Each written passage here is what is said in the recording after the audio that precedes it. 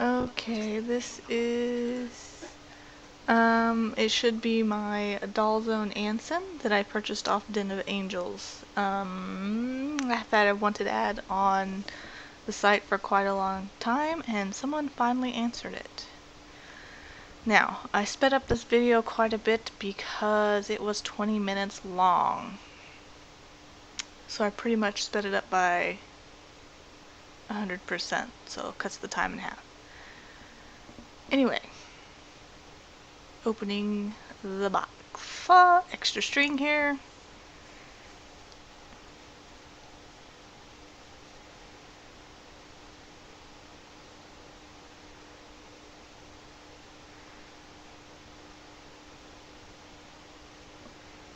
And opening these are the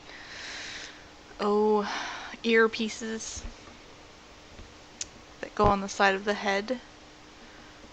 I'm sorry, this isn't really in camera. The earpiece petals, I guess you could call them. Oh, this I said this already, but this is Dollzone Anson in white skin. It was made years ago, so the white resin has yellowed, which is unavoidable.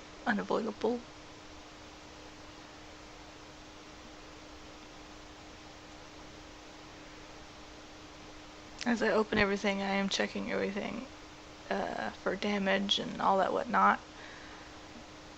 I thought I was getting it in camera, but I guess I didn't. This is the body. There is a piece that is glued in there. That part where it has the grooves on it. I'm wondering if that's normal, if they're all glued in there, or if the previous owner glued it themselves. So if anybody who has a Dollzone Anson could, shed some light on that, that'd be great. Just leave it in the comments or something. I think this is the head back. When I opened this, I did notice there was a little bit of damage on it. As you can see here, there's a chip on the tip of the leaf. And there is also sort of like a little gougey scratch on the top area, the edge of the petal.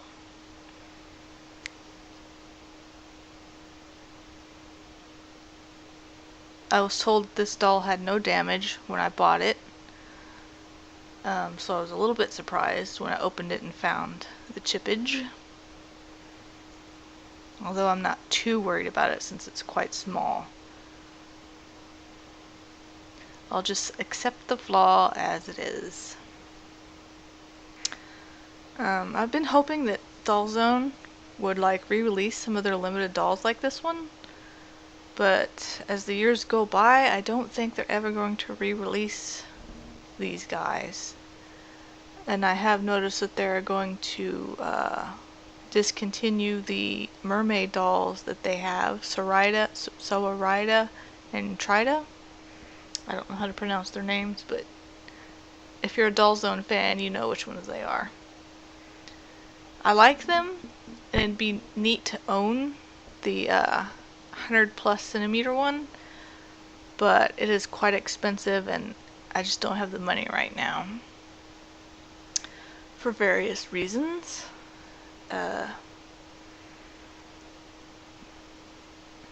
And I think this sculpt right here, Anson, she looks a little bit like Colin from Doll Chateau. And I know they have the same casting company and maybe the same sculptors. I'm not sure about that, but I love both companies. I think these two, Dollzone and Doll Chateau, are two of my favorite BJD companies. But anyway, this doll will probably be my only doll for the rest of the year. Although I say that now because there are some things happening and I need to save more for my tiny house and get that going.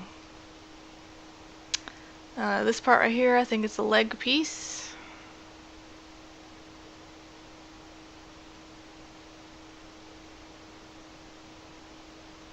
As I unwrap it. And I will mention again, this video is sped up to cut the time in half, because this was a 20-minute long video and I squashed it down to 9 minutes. But this is one of the legs. No damage on it either. Oh, I also want to mention, even though Dollzone is one of my favorite companies, this is my first Dollzone doll.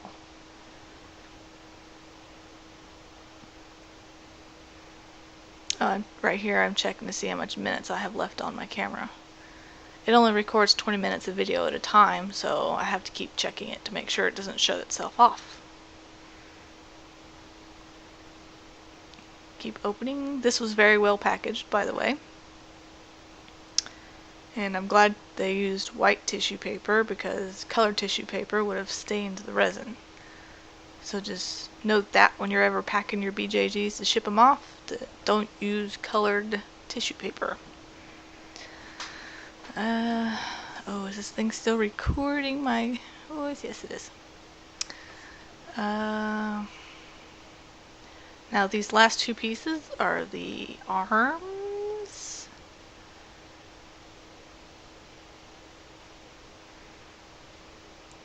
As it looks like I'm ripping the bubble wrap off completely.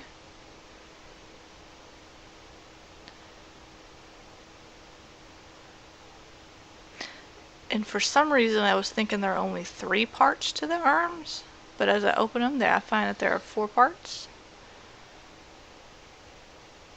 to each arm. And also I noticed on these arms that some parts of the resin are very, very thin. I know these dolls are delicate, but I didn't think the petals, the arm petals and other parts of the doll would be that thin. As you can see, that lightest spot on the edge of the petal, that's almost a hole. If I stuck my finger underneath that part, you'd be able to see my finger through it. That's how thin it is. Now, for those of you who own one of these dolls, I'm wondering if your dolls are the same way, or if mine was just maybe sanded down too much in the past, because I do notice there are slight sanding marks on it. So if you guys could let me know that too, that'd be great. I know that this is one of the Dollzone's earlier dolls, so I'm wondering if their mold making at the time was a little uneven. As you can see, there's a hole there too. That shadow, that's almost a hole in the arm.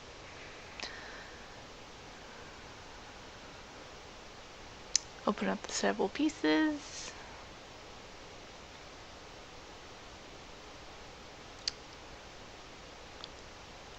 I kind of wanted the male doll more moment, but these dolls are quite scarce as it is, so when I got the offer to buy Anson, I grabbed her up without hesitation. Because last time I hesitated, I think there was a male for sale on the marketplace. It was gone within the day. Because I was really considering buying it. So whoever bought that, you suck. You beat me to it. Here's another one. As you can see, that dark spot, that grayish spot in the arm was another thin spot. I thought I had this in camera, as I said before, but I guess I didn't. Shame.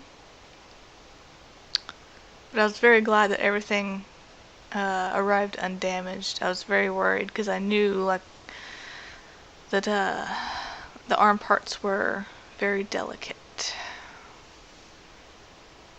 And they had used some sort of flat elastic. And there you go, guys. Thanks for watching my box opening video.